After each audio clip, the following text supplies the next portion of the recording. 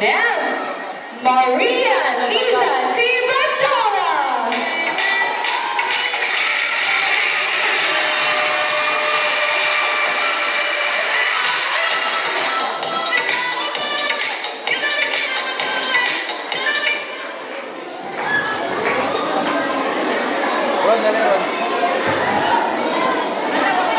Dapat makuha kayo muna yung naka-cover yung sofa doon sa likod.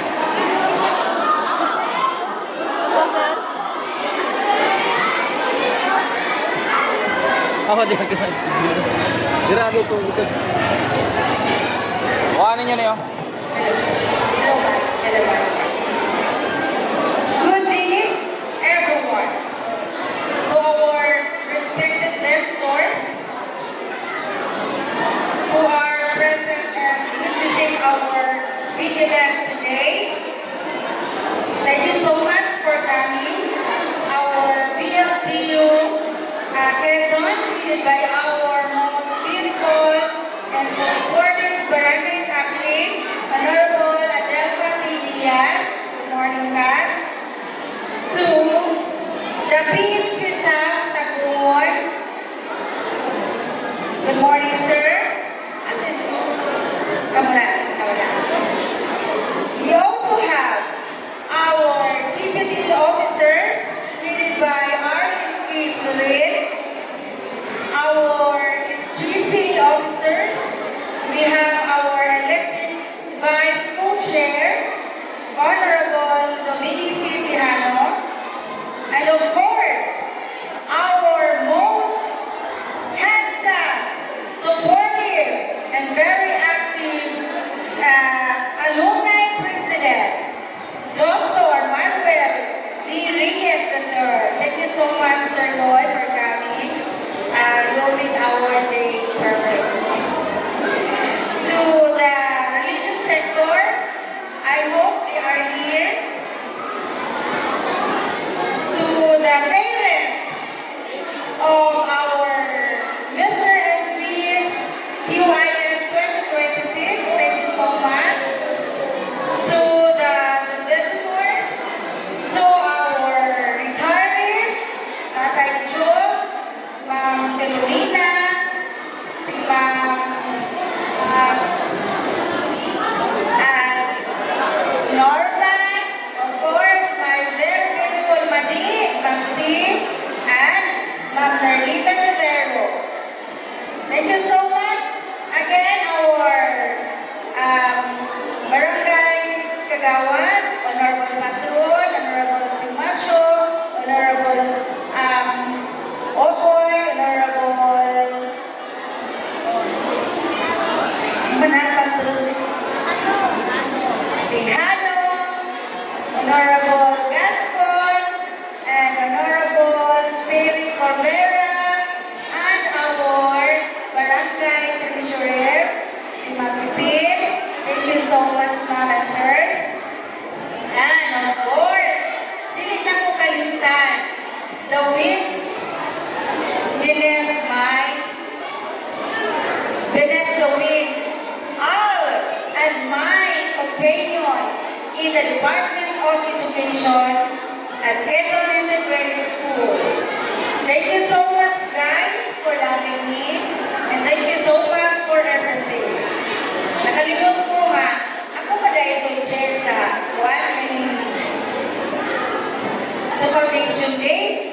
Kung medyo ko na-stress, nagkalitaw na inang magulat sa inyo ang message kaya well prepared na din kayo. Ako nagkayahin na yung taon ko sa balay. Natuog ko, ito isang adlaw, alas 8 sa gabi, mata ko, alas 9 alas 9 sa punta. Okay. Taasan mo ako, Anoy. It is with great pride and responsibility that I present to you today the state of our school address. This occasion allows us to reflect on our achievements, recognize the challenges we have faced, and share our vision and direction of the future. Together, let us celebrate our progress and reaffirm commitment to providing quality education for all.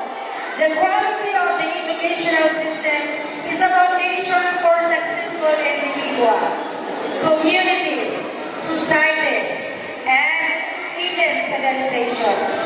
Education teaches us about our culture and environment and develops the skills necessary to improve them. Additionally, education enables us to establish our perspective of life and our points of view and ideas on many aspects of it. Quezon Integrated School ensures that all students have access to various opportunities and can achieve the goal of universal access to literacy, numeracy, and quality education in general.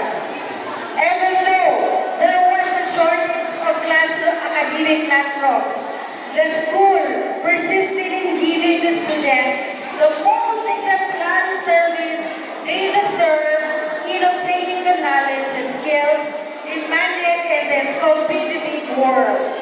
With the united commitment and unwavering support of the local government units, the non-government organizations, the BLGU, parents, teachers, and other stakeholders, the school was able to accomplish its goal of continuing education throughout the school year.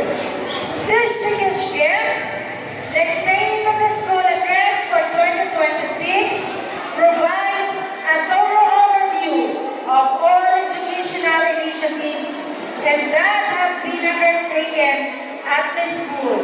This report reflects the collaboration of Quezon Integrated School and its stakeholders, laborious effort, commitment, and passion. Quezon Integrated School is located in Barangay Quezon, Municipality of Tacna, Surigao del Sur, and serves as an important educational institution for learners in the community. The school traces back to 1945 within Barangay Quezon, was still part of the municipality of Hinatuan. During this time, the school was first established. As the community grew, the school was later renamed Quezon Elementary School, continuing its mission to provide accessible education. This institution underwent a major transition in 2010. It was officially converted into an integrated school and renamed Quezon Integrated School, allowing it to offer both elementary and secondary education under one institution. Since then, the school has continued to expand its program, facilities, and services. It's now implementing from K-12 curriculum to Matatag curriculum and serves learners from various nearby institutes and communities. Through the support of the Department of Education and other stakeholders. Today, Quezon Integrated School stands as a symbol of growth and resilience, transforming from a small barrio into a comprehensive learning institution that nurtures the youth of Tacna and prepares them for the future. The school has had unique distinctions for producing a remarkable number of accomplished graduates who have earned the respect of the society during the span of its more than 15 years of existence. Licensed teachers, doctors, nurses, engineers, armies, BFP, and private first-class enlisted member of the military, and others are among them. It has a record claim to credit for its past part in the character development and instruction of the successful graduates. On access. According to the data, there are 497 students enrolled overall for the school year 2025-2026, at which 42.81% 41 are elementary and 40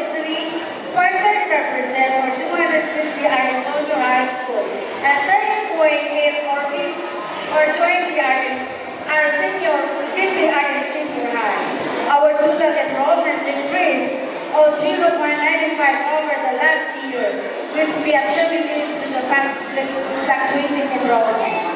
The total enrollment for 2023-24 was 650, and in the year 2024-25, it becomes 659. On 2025-2026, 497.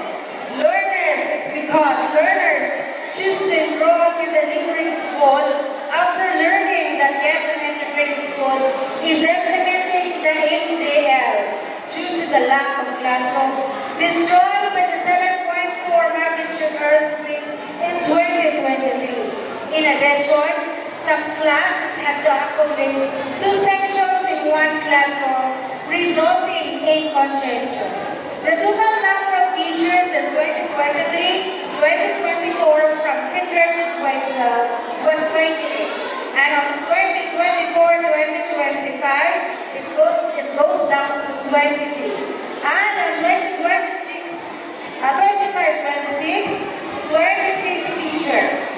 The teaching items of teachers who retired from school, Quezon Integrated School, will not be returned to the school due to the decreasing enrollment.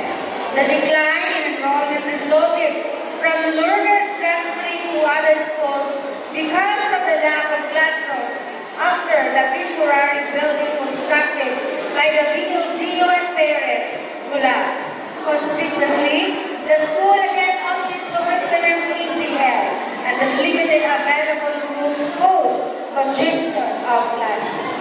Total number of classroom serviceable from kinder to 12. Elementary is 12, junior high school, elementary is 6, 2023-24, for the junior high is 12, senior high is 2, total of 11 classrooms. Number of classrooms 2024-2025. Elementary is 6, junior high school is 12, senior high school is 2, total of 11 classrooms. And on 2025-26, it is again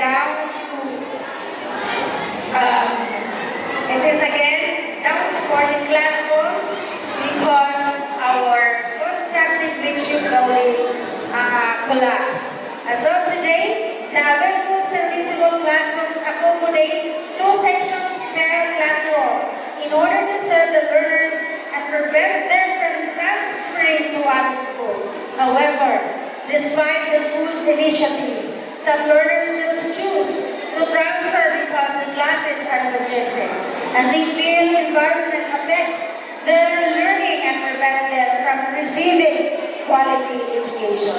Total number of classrooms unserviceable from kinder to 12 in 2023 and 24 is 6, 24-25 is 6, 25-26 is 8. Unserviceable damaged classrooms are the result of 7.4 earthquake and collapse of temporary building caused by heavy rains. On the school workforce, there are a total of 31 teaching and non-teaching personnel currently serving in the school.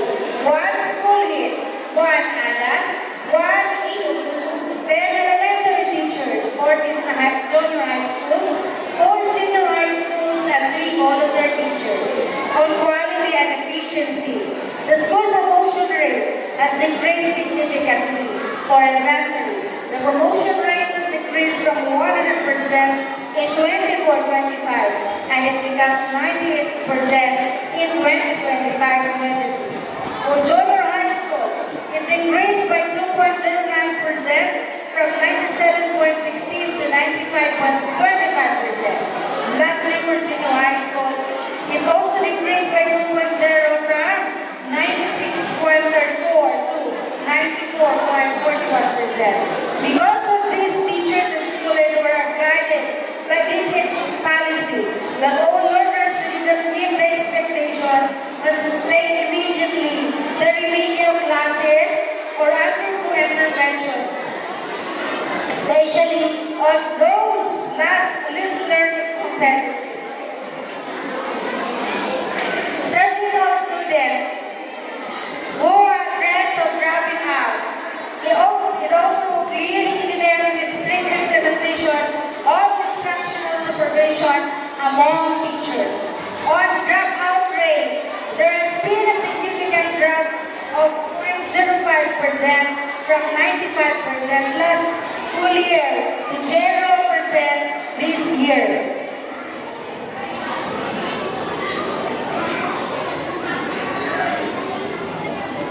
This is encouraging news because it means that all students were able to finish their studies from the whole academic year. On graduation rate, the graduation rate for the school for elementary, junior high, and senior high is 96.75%. All the 6,500 pupils in September graduated and reaching a remarkable rate of 100%.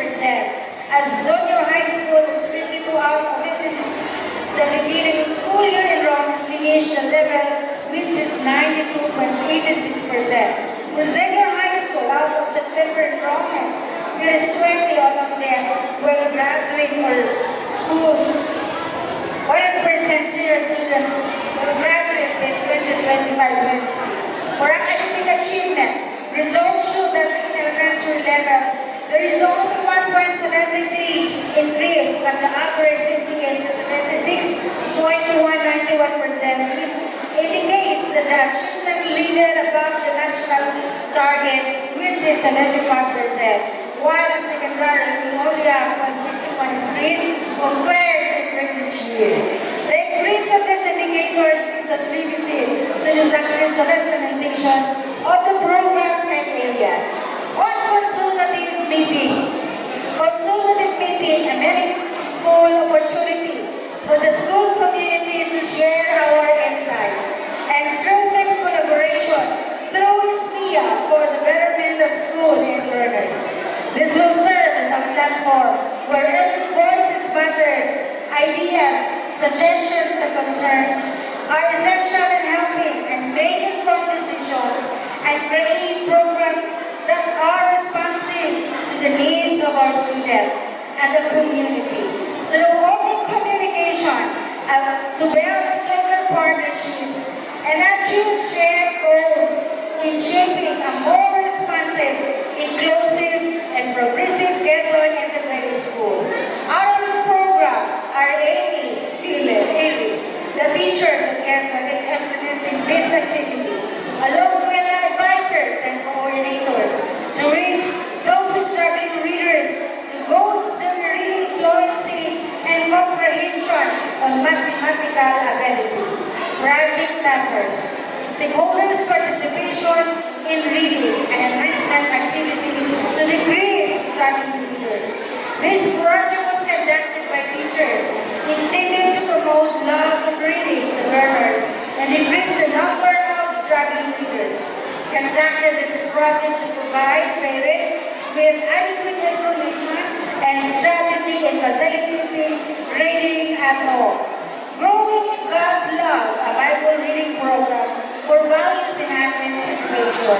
This project was conducted with the partnership of the religious sector and reading coordinator and advisors to reach the mind, to teach the minds of young children and the importance of enhancing one's values, reading skills through Bible reading. Adhering to the provision of Android tablets to identified learners. The identified grade 11 recipients were provided with different Android gadgets to continuously attend to classes, research purposes, and develop skills in ICT. The learners were oriented on the use of the device, which include proper use, care, and cleaning as storage. The receivers will return the different Android services via borrow, expressing gratitude to how the devices had helped with their education. On the governance aspect, the school has been organized as a school-based management level of SPN level of practice and reliance upon This recognition signifies a strong partnership between the school and the stakeholders in sustaining its excellence and continuing to implement projects and programs to fulfill the needs of its students. Additionally, teachers have completed the training in the content and pedagogy and assessment and reporting, including Matatak curriculum, social mobilization and reporting, generated resources including financial materials and human power with a total amount of 29,653 and a total of 219 volunteers during Brigada Escuela activities. This year, the school has improved its capabilities to respond to Brigada Escuela's implementation. Partners and volunteers were encouraged to participate in Brigada Escuela. Without the steadfast assistance of the following partners and stakeholders, these innovations would not be possible. The name of our stakeholders: BMCU Quezon, strong support in the implementation, support to different school programs and projects like Alliance of Ireland implementation, Brigada Escuela, and support health and wellness activity of the school. LTU Tacpina, support Brigada Escuela, support Alliance of Ireland, and support the health and wellness of our learners. Lake Region, provision of the guardian needs and support to GPP, provision of technical assistance, provision of biocomposting machine worth 1 million pesos. DSWD, MSWD, support Gulayan sa Paaralan, support health and wellness of learners. Tacpina MPS, assistance during Brigada Escuela, conduct anti-bullying act of 2013 to learners, conduct RE 11313 symposium, conduct and support health and wellness of our learners. The BFP Tacpina, assistance during Brigada Escuela and school programs and projects, support Gulayan sa Paaralan, conduct fire drill and orientation to learners, and support our background. SAF, support Gulayan sa Paaralan, support health and wellness to learners, support school programs and projects of the school, conduct anti-basis law orientation to learners, and support health and wellness of the school. EPRRE Tacpina, assistance during Brigada Escuela, support the health and wellness and support school activities. RHU Tacpina, provision of vitamins, conduct school-based vaccination of school learners, conduct teenage pregnancy symposium, conduct of adolescent reproductive health symposium. UPA, assistance during Brigada Escuela, provision of seedlings and organic fertilizer. MAU, assistance during Brigada Escuela, and provision of garden materials and seeds. Catholic organization, assistance during Brigada Escuela, supports spiritual aspects of the learner. The religious sector conduct spiritual upliftment to learners and teachers. Sumipro, donated 20 sacks Portland cement, support Alliance sa Paaralan, support our health and wellness, and support Brigada Escuela. SC Federation of Quezon, provision of school barricades, support Alliance sa Paaralan, and support Brigada Escuela. Alumni Association, with the leadership of Sir Dr. Manuel Reyes, provision of school barricade, support Alliance sa Paaralan, support Brigada Escuela, support school activities, and support health and wellness activity of the school. The GPT officers and members, strong support the Brigada Escuela, support the Alliance sa Paaralan, school support to school activities, and support health and wellness activity, and Office of the Vice President, provision of bags and school supplies. Magsigi PC, provision of bags and school supplies. And there are also private individuals who supported the school campaign like Rosemary Hirani, support Alliance sa Paaralan, and support health and wellness. But Dr. Kainan supported health and wellness. We also have other stakeholders, and we mentioned later received their support during the fund run. The Jollibee Group Foundation cashed 100,000 and sold the 1-unit building for classroom. Dr. Bayunas regular check-up for the teachers' vital. School feeding program. Currently, 44 students in kindergarten through grade 5 at the school are receiving recipients. Aside from the support of the DepEd, the school has initiative to use the harvest from the gulayan of the school to assess parents and give their children additional nutritious foods. Funding source. The school has a total MOE of 1 million. For all levels from the first to fourth quarter for the calendar fiscal year 2026. Elementary, 716,175. For junior high school, 239,800,000. Senior high school, 130,975 pesos. Ang total of 1,069,000 pesos, 1,069,950. The school has consistently achieved progress in terms of accomplishment. In addition to the positive aspects and results of the various initiative programs, we have also gained recognition at the regional and division, both students and teachers. To mention, these are Gulayan sa Paaralan, 2 consecutive winner of 2 years, advanced level of practice, and participated in the division press conference. We also have our winners from the division press conference. Okay, stating the expenses or the codes for our MOE, we have traveling. Our 1 million pesos MOE is distributed to the following. Traveling expenses, ICT supplies, office supplies, other supplies and materials, water expenses, electricity expenses, mobile, internet subscription expense, other professional services, janitorial services, security services, other general services, fidelity bond premium, printing and publication expenses. However, the school's journey to success continues and it makes the commitment to uphold all successes and celebrate the culture of excellence.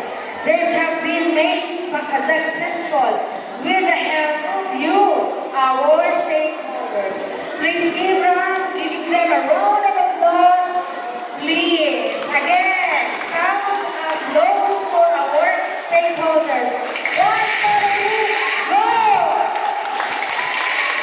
Okay, thank you so much, everyone. I sincerely appreciate your unwavering assistance. May we continue to form solid partnerships. We could get through it, work together. Thank you so much, and God bless us all. Thank you, and happy Adult Editors Founding Anniversary, Quezon IS. Yan ako. Thank you, Mom, for that comprehensive, insightful, and inspiring address. Indeed, our school continues to thrive because of strong leadership and a united community. Truly deserve another big round of applause.